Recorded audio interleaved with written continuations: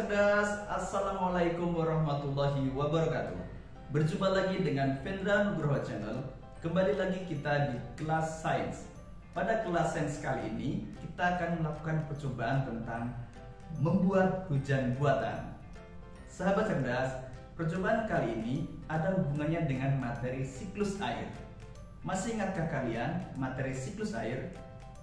Berikut penjelasannya. Siklus air adalah sirkulasi atau perputaran air secara terus-menerus dari bumi ke atmosfer, lalu kembali lagi ke bumi.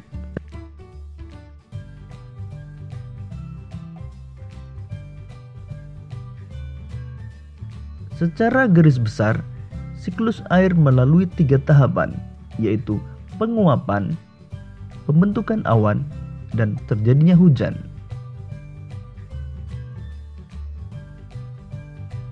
Air di laut, sungai, dan danau menguap karena terkena panas matahari.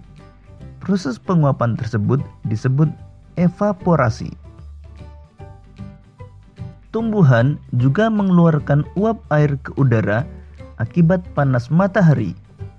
Proses penguapan yang berasal dari tumbuhan disebut transpirasi.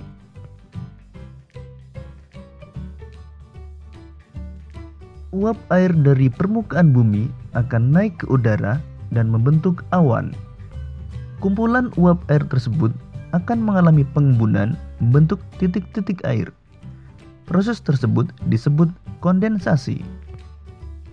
Lalu angin akan membawa awan ke daratan atau dataran tinggi. Selanjutnya titik-titik air di awan akan turun menjadi hujan. Proses ini disebut presipitasi.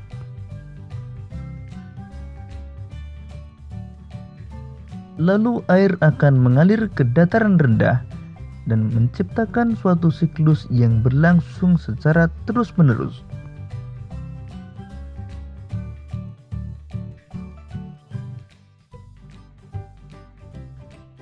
Sahabat cerdas, 3 tahapan dalam siklus air, yaitu penguapan, kemudian proses pembentukan awan, dan proses terjadinya hujan, dapat kita simulasikan dalam satu percobaan. Percobaannya sangat sederhana, alat yang dibutuhkan juga cukup mudah. Yang pertama, ada toples yang berisi air panas. Ini air panas. Kemudian ada piring transparan seperti ini dan bongkahan es. Nah, langkahnya cukup mudah. Cukup kita isikan air dalam toples, kemudian kita tutup dengan piring transparan ini yang di atasnya berisi es. Sahabat cerdas, air yang ada di dalam toples ini kita ibaratkan sebagai air yang ada di bumi yang dia akan menguap karena terkena panas matahari. Di sini kita gunakan air panas agar dia menguap. Kemudian piring ini sebagai langit, jadi nanti ketika uap air tadi sampai di atas, sampai di langit, terjadi pendinginan atau penurunan suhu, maka dia akan terbentuk titik-titik air. Nah, sekarang kita amati apakah sudah terbentuk titik-titik air. Sahabat cerdas, jika kita amati, sudah mulai muncul titik-titik air di bawah piring.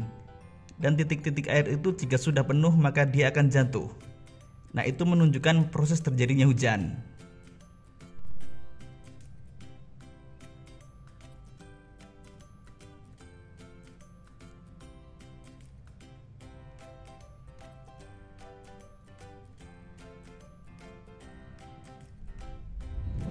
Demikian tadi sahabat cerdas, kelas sains kita kali ini tentang membuat hujan buatan.